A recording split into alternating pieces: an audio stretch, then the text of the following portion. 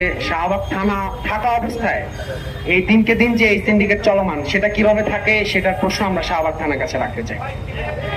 এরপরে এখানে র্যান্ডম পথচারী যখন হাঁটাচলা করবে তার যে জীবনের যে নিরাপত্তা নেই, অর্থাৎ একই সাথে আপনি যখন অপরাধী না এটা প্রমাণিত হওয়ার পরও পুলিশ কেবলমাত্র তাকে প্রশ্ন করা হয়েছে এবং শুধুমাত্র ডিসি হওয়ার বিধায় তাকে যে আপনি প্রশ্ন করতে পারবেন না সাধারণ জনগণ, এটা মেনে নেওয়ার মতো হতে পারে না।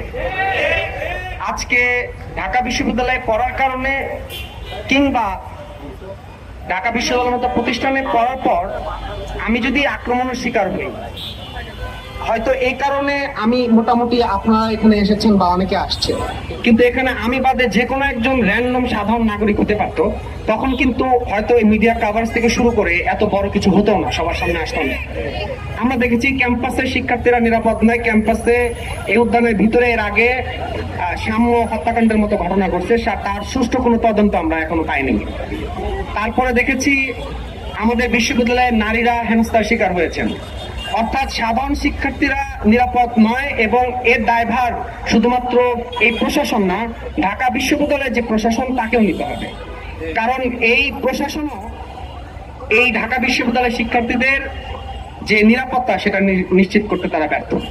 আমি আসলে গতকালকের ঘটনা থেকে এখন পর্যন্ত বিষয়টা নিয়ে দুশ্চিন্তাগ্রস্ত এ কারণে যে আসলে মানে আমার বাবা মা পর্যন্ত ঘটনা চলে গেছে, তারা তো দুশ্চিন্তা করতেছে যে আসলে কি হয়েছে না হয়েছে।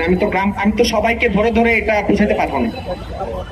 আপনাদের ধন্যবাদ এখানে আসছেন, এবং আমি বলবো যে শুধুমাত্র আজকে আমি হওয়ার কারণে না, এখানে যে কেউ হতে পারতো, ঢাকা বিশ্ববিদ্যালয়ের শিক্ষার্থী হতে পারতো কিংবা ঢাকা বিশ্ববিদ্যালয়ের বাইরে যে কোনো সাধারণ নাগরিক হতে পারতো। পুলিশের কোনো এখতিয়ার নাই যে কেউ যদি অপরাধী হয়ে থাকে তাকে আইনি প্রক্রিয়ায় আপনি বিচার করতেই পারেন, কিন্তু আপনি নিরপরাধ কিছু পায় নাই এরপরে আপনাকে এইভাবে হেনস্থা করে, এবং যখন আপনি দেখতেছেন আপনার কাছে কিছু নাই এবং পুরোপুরি আপনি নিরাপদ, এরপরে কিন্তু গায়ে হাত তোলা হয়েছে। আমার মাথায় আঘাত করা হয়েছে, আমার পায়ে আঘাত করা হয়েছে, হাতে আঘাত করা হয়েছে। আমি ঢাকা মেডিকেলে আমি এটার যে চিকিৎসা সেটা নিয়েছি। আপনি যদি দেখেন আমার মাথার এই পাশটাতে একটা বাড়ি দেওয়া হয়েছে। তো এই হলো পরিস্থিতি, বলার মতো আসলে কিছু ভাষা নেই। এখানে যারা উপস্থিত ছিলেন, বিশেষত ঢাকা বিশ্ববিদ্যালয়ের শিক্ষার্থীরা, সবাইকে আমি ধন্যবাদ দিয়ে শেষ করতে পারবো না। আমি এটাই বলতে চাই, কেবলমাত্র আমি না, পরবর্তীতে যে কারো সাথে, শুধু ঢাকা বিশ্ববিদ্যালয় কেন, এদেশের যে কোনো নাগরিকের যে গণতান্ত্রিক অধিকার চর্চা, সে অধিকার চর্চায় ঢাকা বিশ্ববিদ্যালয়ের শিক্ষার্থীরা তাদের যে